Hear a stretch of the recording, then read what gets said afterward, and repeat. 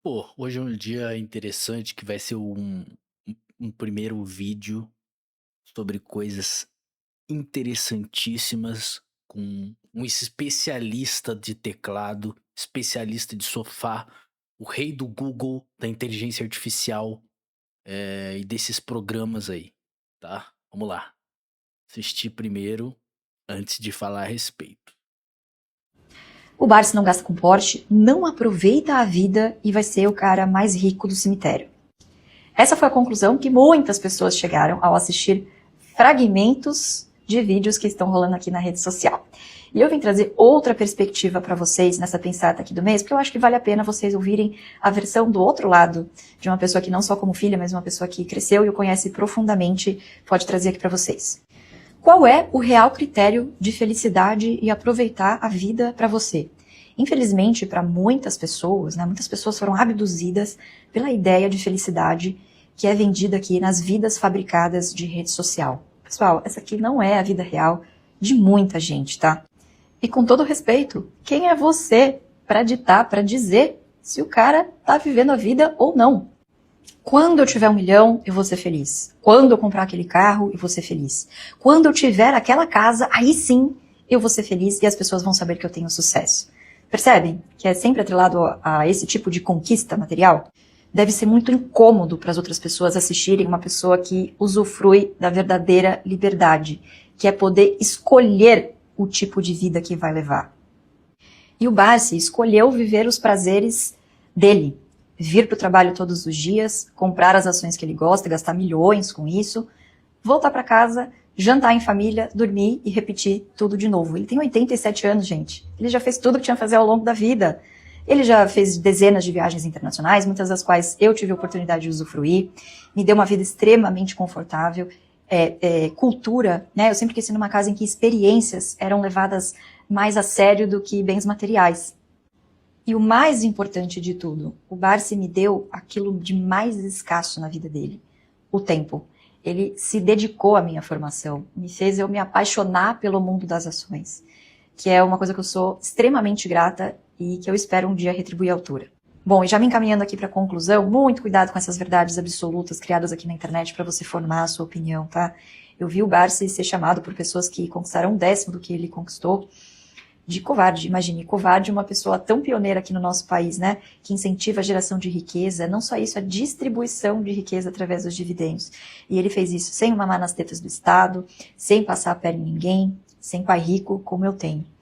Então, cuidado aos ídolos que vocês cultuam, cuidado às pessoas que vocês levam a ferro e fogo aqui na internet, que muito provavelmente elas estão te vendendo coisas das quais você não precisa para ser feliz.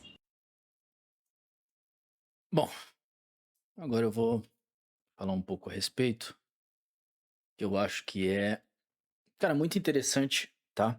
Muito interessante por dois motivos. Para quem não sabe, né, pra quem não tá informado do que aconteceu, recentemente o Tecar fez um vídeo com não sei mais quem exatamente. Eu não cheguei a ver o vídeo, mas eu sei que o Tecar fez vídeo, acho que foi o Primo Rico, entrevistando o Barsi, fazendo algumas perguntas pra ele e perguntando se ele tinha interesse de comprar algum carro de luxo, e tal, perguntando quais carros ele tinha, etc. Ele comentou, fez a comentário da experiência de vida dele, das perspectivas de vida que ele tem, do que ele almeja ainda, mesmo depois de ser um senhor de 80 anos, e contou um pouco da história dele de uma forma bem breve.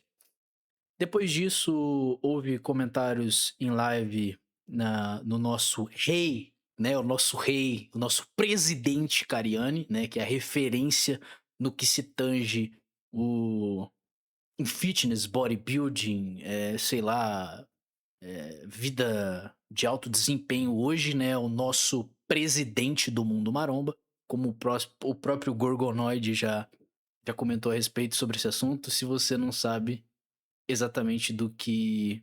De uma travadinha? Do que eu tô falando. Procura aí, Rei Cariani, Presidente Cariani, que você vai entender a piadinha.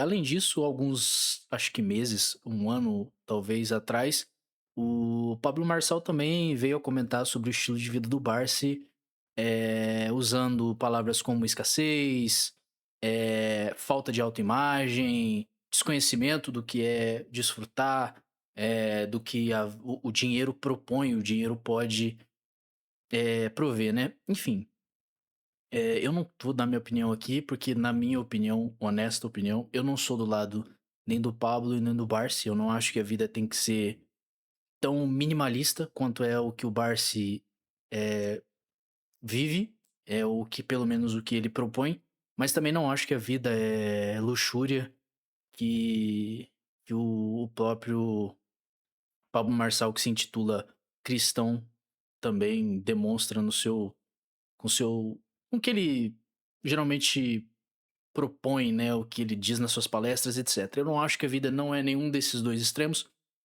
nem também o extremo que o Cariani. Se você quiser pesquisar, tá, eu não vou colocar vídeo, a não ser o da Luísa, que como eu não vou falar a respeito da Luísa Barsi, que é a filha dele, que eu acabei de mostrar o vídeo.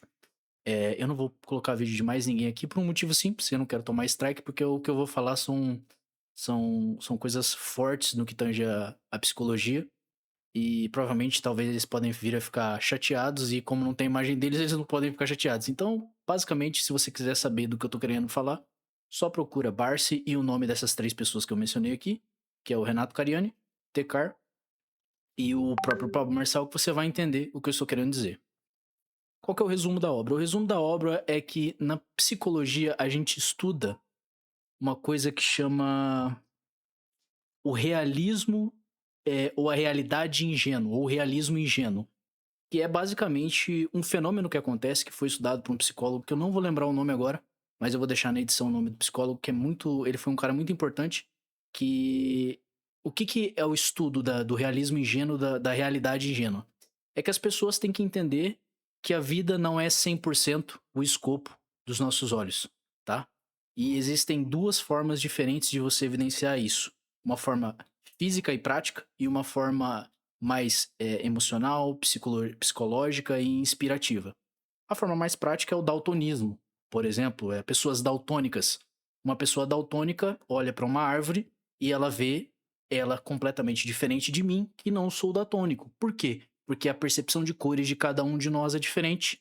Inclusive, mesmo entre duas pessoas que não são daltônicas, a percepção é diferente. Por quê? Porque a retícula funciona de forma diferente, né, dos nossos olhos.